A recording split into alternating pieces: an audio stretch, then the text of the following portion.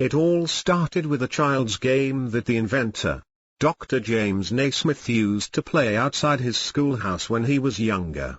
This game was called Duck on a Rock. It aimed to knock the duck off the rock by tossing another rock against it. This then gave Dr. Naismith the concept of a game which he introduced to the students of YMCA training school in 1891. Due to the cold weather, the trainees of the School for Christian Workers needed a game that could be played indoors and one that wouldn't use much strength. He then conceptualized a ball game that uses 2 baskets as goals with both teams competing for the most number of shots.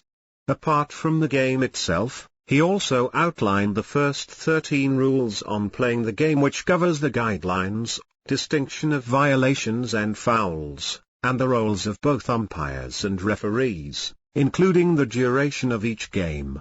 Thus, these events led to the actual birth of the game in December 21, 1881, when it was first played after Dr. Luther Gulick, the head of physical education at the YMCA, gave a 2-week allowance for his employee to create a new game.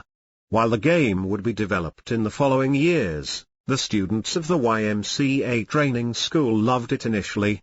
It was even said that Dr. Naismith had a difficult time convincing his students to leave the game after each session.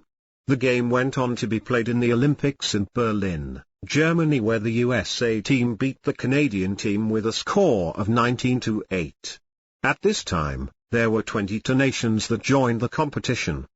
By 1976, women's basketball was introduced into the Olympics.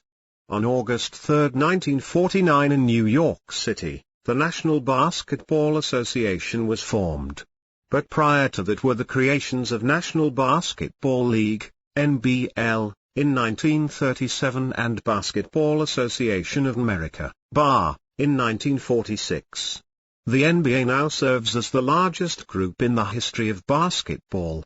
There are only 2 leagues left which retained their names since the formation of NBA, the New York Knicks and Boston Celtics. The first women's collegiate basketball was played on April 4, 1896 in San Francisco's Page Street Armory, where Carl and Stanford met. Unlike the physical and strenuous game we now see in NBA, the women basketball teams back in 1896 retained their ladylike approach in the game, and rules were even modified to accommodate this natural tendency. Stanford then won with a 2-1 score against Carl team. These events led to the popularity of basketball in our time.